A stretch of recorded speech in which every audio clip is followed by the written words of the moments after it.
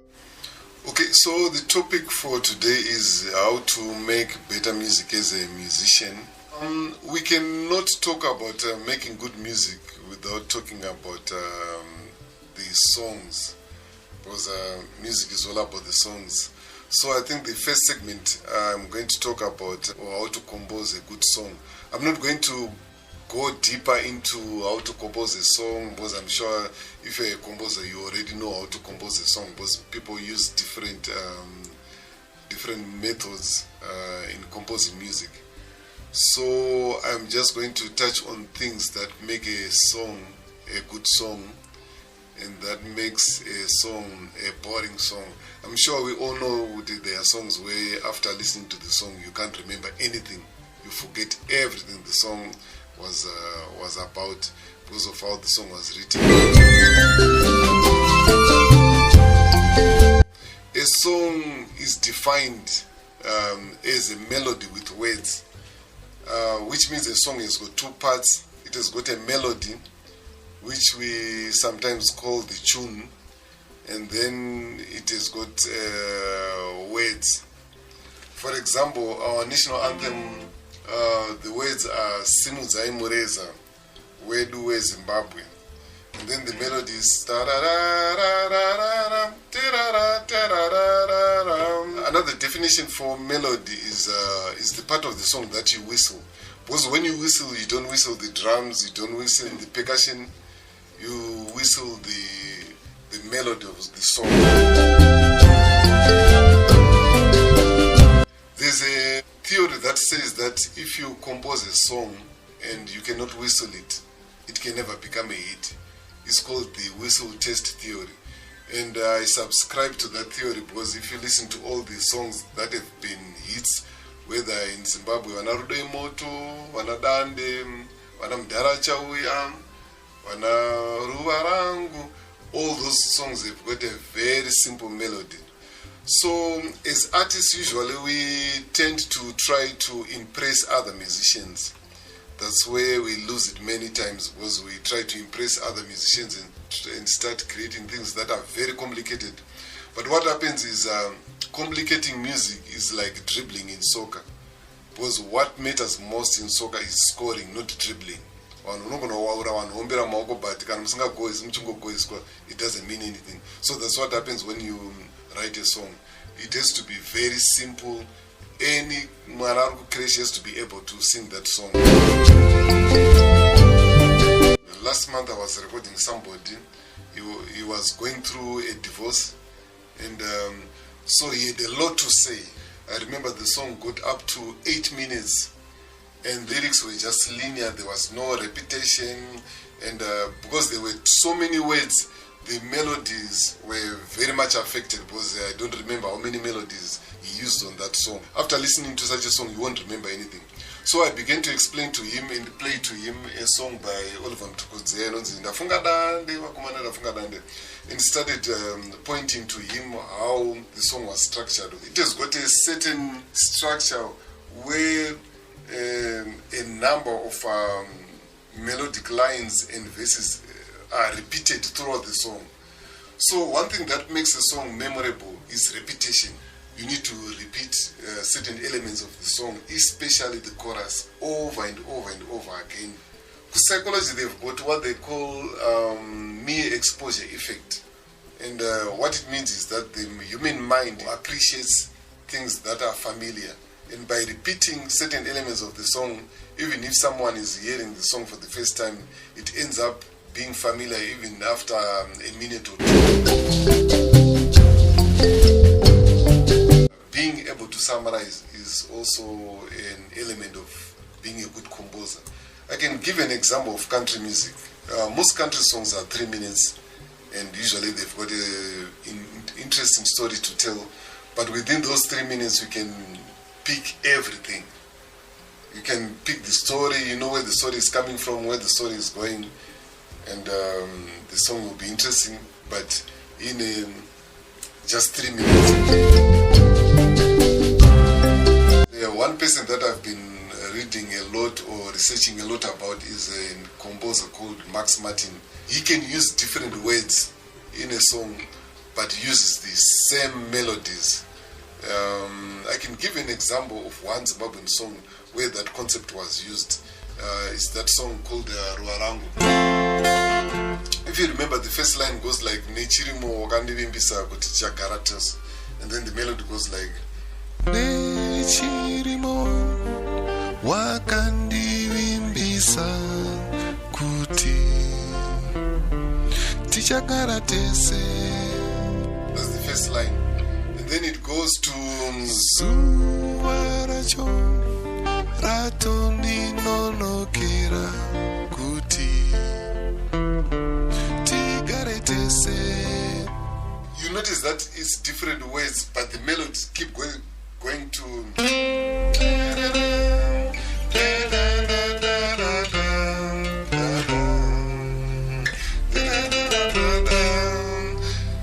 and then it goes to Ruvarangu Diwe chete Diwe mrizi Wemoyo wangu. That's the chorus part that keeps coming back every now and then. The version that I like, which was done by Jay's Invitation, has got 3 melodies only. This is in relation to what Max Martin said, a song doesn't need to have so many melodies because you end up confusing the listener. So the first thing that I would like to mention is that in psychology there's what they call the halo effect. And what they mean by that is usually if somebody is good at one thing and is popular, we tend to think that he's good at everything. If a producer is a very good Sungura music producer, he has produced hits, is now popular, and then you find a dancer or artist approaching that same producer, expecting to get the same results, and then end result is the music doesn't sound good as they expected. So what I'm trying to say is if you are doing a genre of music, you must look for producers who understand that genre. These days it's simple. Most music producers have got websites, they've got social media pages.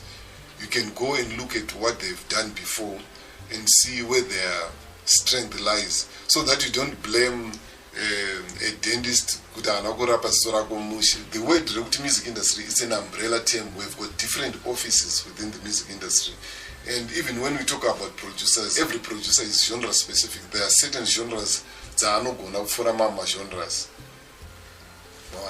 Every morning when I go by WhatsApp, I always meet a lot of questions, and some of the questions people will be asking me, I recorded with this music producer, I don't know if my music is sounding okay, can you please listen to it and tell me if it's ready for the radio?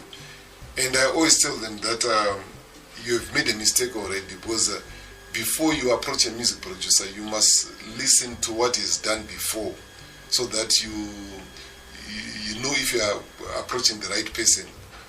You must approach a music producer that you trust, so that music are going to, so that you don't have to ask anybody else, is my music sounding okay or not.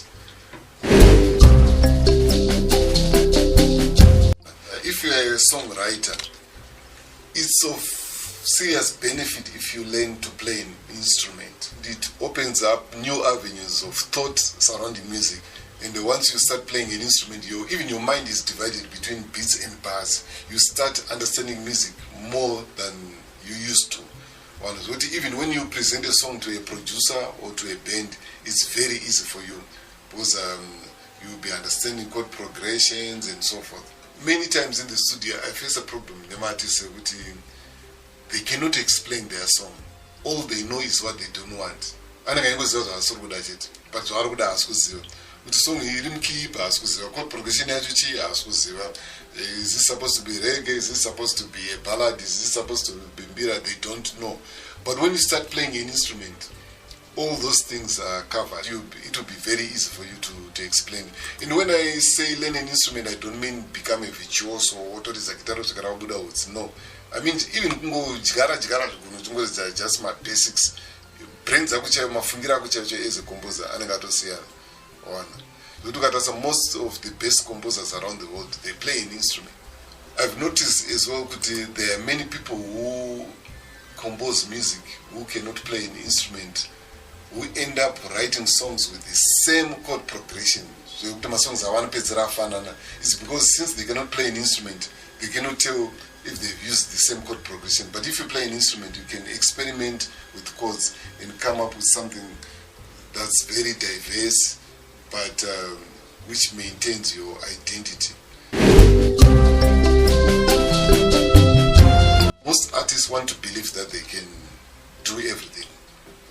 They want to believe that they can be composers, they can be producers, they can be good mixing engineers, and amount of what kutonetsa kwaikwa mustudio unetsa kokuti bokushungurudza producer ndozvinoratidza kuti uri kuziva zvakuita. What ends up happening is if you frustrate the producer, what suffers is your music, because once the producer has an attitude against you, he won't perform to his level best. Because like I always say, in the music industry, we don't use fear, we don't use intimidation, we use inspiration. Now if you frustrate the producer, you're killing my inspiration, and what suffers is your music. So ladies and gentlemen, that was my presentation. You can now send your questions. It is true kuti pane vari gospel music community vasati vakuaccepta mbira, but things are changing because time yandakapinda mugospel music in 1994, magitari chaivo kuridza sungura muchechi was not allowed, kuridza mbira guitar chaivo was not allowed. 1995 ndakanoridza pane mwe crusade kuplated inze kumfakose, ndikadzimirwa gitari pamberi pavanhu, ndandashidzoskuridza gitari vachiimba tose dzvamo, ndakuridza vanani zvikanzi uri kuridza zvemunyika, ndakatodzimirwa gitari.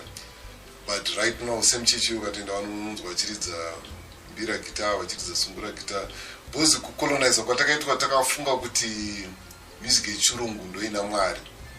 Because muchechi mumwe waiti ukaridza rock it's okay, ukaridza country music it's okay, but ukaenda kuTexas kuAmerica country music inenge ichiridzwa mubhawa, soft rock inoridzwa nehill songs inenge ichiridzwa mubhawa, ichiridzwa mabrothel, because dzese hakuna music style yakadonha kudenga.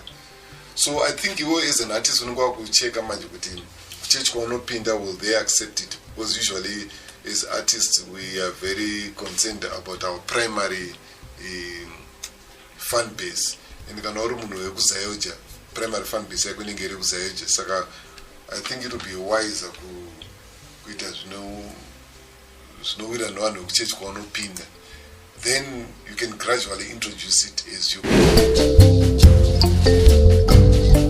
Connections are very crucial in the music industry, because at times your breakthrough is just a connection away. Apana formula chaicha inonzi ma connections anowanikwa like this, but my connections are important in music industry. Number one, my fellow musicians. Number two, my journalists. Number three, my radio presenters. Now more influential more media. What you just need to do is to attend my shows, to attend my seminars. That's why komunono sangano nevamwe, and even kutsvaga manumbers avo cheko owabata wotaura navo, because I know kuti at first kana zita simuka unombodadirwa, because I remember patakatanga kuita mainterviews ndakambonetsa mwe DJ zvikazonditi uri kunyanya udei kwandiriwo ndikazotaura no ndikudo interview chichi, but ndaramanyetsa zvikaundiziva, and later on ndakapedza ndakutoita mainterview ekutora chekutanga chandoda kutaurwa right tisatienda kure ndechekuti it's not advisable kuzvitanza versatile artist ndinoita everything, because music industry inoshanda a lot with identity on the fact yekuti Bob Marley angoita reggae chete doesn't mean kuti angasingagoni kuita rock. Ukatarisa right now maartist ese ari kupisa right now, even vakapisa kare vese vane ma specific genres yandozikanwa kunzi ndewechakati. Ukatarisa Burna Boy angori weafrobeats, Koffi Olomide angori werumba chete, Bob Marley angangori wereggae chete, Oliver Mtukudza angangori wekatekwe chete. So just what I do zvese it's a career suicide approach, because one of the easiest routes you're going to international when coming from Africa and other parts of the third world, and they're going through my festivals, my international festivals. In my international festivals, they are genre specific. Kuna my festivals rock, kune festivals world music, kune festivals this and that. When the festival rock utaura danzi ndinoridza everything. In my festivals they work hand in hand nema promoters nanonzi ma agents. And the vese ma promoters nema agents ese they are genre specific. Kune ma agents rock, kune ma agents world music, kune ma agents jazz. So ausvika una agent ovataura ndinoita zvese. You need a specific genre. That's point number one. Point number two, it's up to you to career yako da kuinangisa nekupi. Because kana unoita artist anongoita hype muZimbabwe chete, you can choose a foreign genre. So kuita vamwe vari kutamba piano, vari kutedzera maNigerians, vari kutedzera maJamaicans, because locally the music will want a lot of airplay on radio. But problem with that music is you cannot export it. Because what has a history of music in Zimbabwe, ever since yakatanga 1930, we've never exported munanotezera music yekunze. One certain but any artist akaita international achita music yekunze. We saw akaita international vaita music in Zimbabwe like Mbira based music. Why? Because the international community considers authenticity a lot. They don't want to hire a rumba band from Botswana. They don't want to hire a dancehall band from Kenya. Vakatonzwa danso vakutotarisira Jamaica, vakanzwa rumba vakutotarisira DRC, vakanzwa Zimbabwe vakutotarisira music iri Mbira based county dzibulawa idzedze vana Mbube vaya. Ndo zvazvingori. I know a lot of time people want to argue defending what they wish was true, but unfortunately reality is not that kind manje. Reality inongori zvairi. Saka choose a genre, you need to choose genre looking at formula yaroda kushandisa. Don't use formula 1 and expect my results a formula 2. And ungaterera matauro andaita hapana yandashora formula, that it's up to you kuti uroda kushandisa formula ipi. Uroda formula A here yekutendera muZimbabwe yekuita hype muZimbabwe, kana kudai formula B yekuzotowa zvaita vana mutukudzi zvekuita vana mukomba these days. Saka uchida kungoita hype muZimbabwe unoita vana dancehall, vana Niger, vana amapiano zviri kuitwa idzodzi. But kana uchida kutowa internationally, you need to sound very Zimbabwean. Yeah, okay. Mono, my question is there any preclusion in digitalizing, say, the authentic sounds, say the Mbira music? I know you've got an aversion for digitalizing rather, say Thomas Matumo's song. Thanks. Okay. Yeah, first of all, I want to be clear that I'm not against digitalization. My interviews, as usual, I'm solo in one. Let's try to Zimbabweanize whatever we do. The only way I think that we can the outside community, just like all of them to Thomas Mafumu. And I always say that Nigerians, they didn't do anything new by Afrobeats paper. Wango tora music ya fela kuti by digitalize. Wango digitalize chemtengure yawe. Then point number 2, hakuna mtemo unolimita creativity. Hakuna munhu angawe usko kuti say wa digitalizer chimurenga music, say wa digitalizer sungura. As long as chibuda, it's all up to you. Hapana munhu hakuna mtemo wakadaro. Mtemo iriko ndiye copyright law yekuti ukatora song yemunhu zvisina mvumo ndo mtemo uriko iwe. Ende wewe hauneni kuti wa digitalize kwantu wa ridza yakadaro. Mtemo haungobvumidzi chete kuti utore song yemunhu without permission. But kana without digitalize song yeThomas Mapfumo, speak to him first wokupa mvumo. Kana without digitalize yako song yawakacreata wega iri yembira, just go ahead, no one will stop you because they are. What we call digitalization is the use of electronic or digital instruments to interpret music. For example, using programmed drums, using my synthesizer, electronic instruments. For example, if you listen to music that are like one Nigeria, you can tell my drums actually they are too digitalized. The bass and the keyboard, my samples, music is hip hop. That's what we mean by digitalization. Piano is a very good example. Basically, when it comes to Nyayo, there's two different genres. Pane digitalized music, better organic music. organic music ndo inenge chingorizo magitare chaiwo iri parutorizo gitare zvakaita sesungura chimurenga rock music chichipeta vana hip hop nana mapiano kuti ndi producer one anenge angogadzira mabeats pakombiyuta. Okay, this one is a very good question. Yakanzi amapiano and afrobeats come from their genres of years ago, which is very true. What's that one Zimbabwean genre you feel can evolve and be as big as amapiano or afrobeats? So Dr. Samajinitika worldwide, every time panoitika something new like zvaitika panana amapiano panana afrobeats ipapapa, it's always the younger generation. Vechidiki below 25 ndivanonga chiexperimenta because ndivanoona channel O, ndivanoona Netflix, vanoona zviri kuitika mabET awards, votora maideas avari kuona worldwide vaisa into their own music, havatize music yavo. But problem inoitika muZimbabwe mind yekuti vechidiki vacho who are supposed to do that vanotiza music yedu yemunomu. I remember pane one guru akatombondibata akati let's try to create a genre yedu yemuno muZimbabwe digitalized kudaro. Ndikatasa history yemusic idzodzi worldwide, whether it's dance or amapiano, afrobeats, dzese dzakadigitalized dzikamodernized kudaro. It was always done near the younger generation. And I'm not that young anymore, so I don't think I'm a good candidate for that. So the answer is ansikuzoti DP ingatambwe nayo kuti zvibudisa izvozvo. Then number 2 chimwe chatoda kutaura futi ndechekuti it doesn't mean kuti kana maafrobeats yakadigitalizwa amapiano akadigitalizwa, it doesn't mean kuti genres of music ese arifana kudigitalizwa. You can take an example yerumba. Verumba vanambodigitalize music yavo to that extent. Varongoramba ingoridza yakadaro ichievolva iri organic kudaro.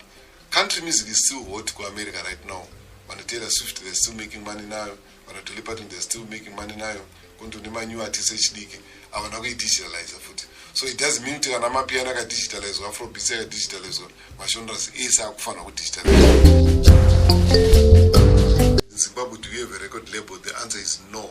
My record labels akabuda business around 2013-14 achana zozive wakabutiswa business nePirates because my record labels they record you for free, vozotora mari yavo from my sales vokumarket and everything, but my sales ndo ari kutorwa nePirates. So right now ukatonzwa kuti ndaitaura ndine record label it's either ari kunyeba kana kuti haazive the real meaning of record label, because a record label it's a huge corporation. It's not just a studio you go record for free.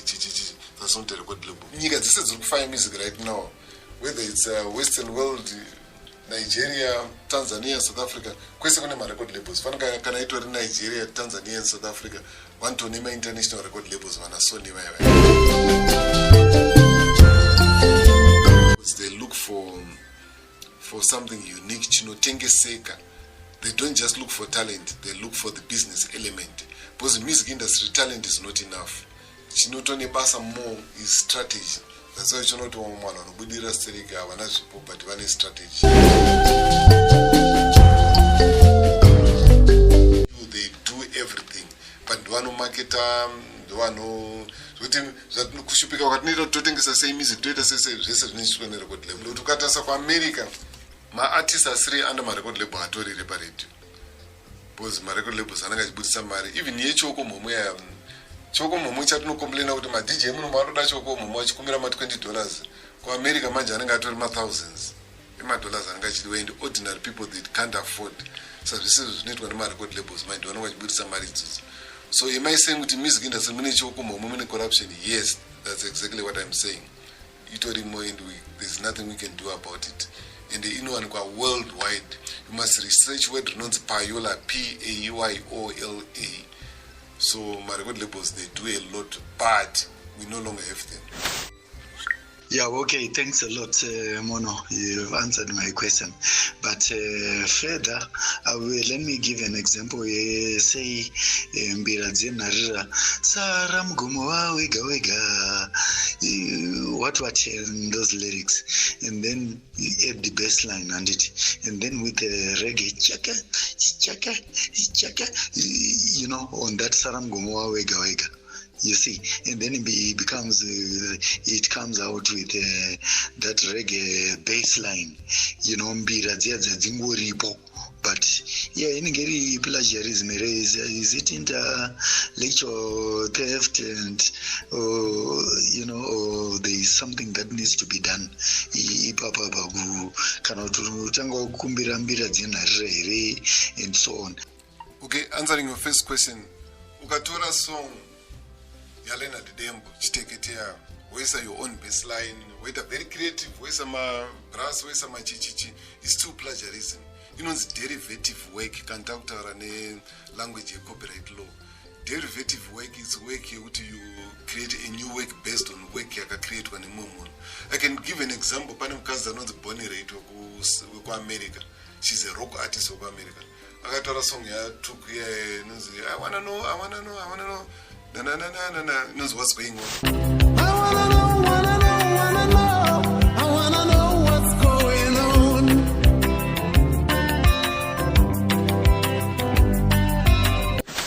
So she took the bass line and the drums and then created my vocals manyoan.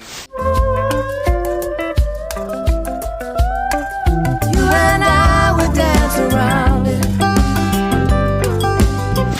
But she had to ask for permission from Oliver Mtukuzi, and she had to pay a fee.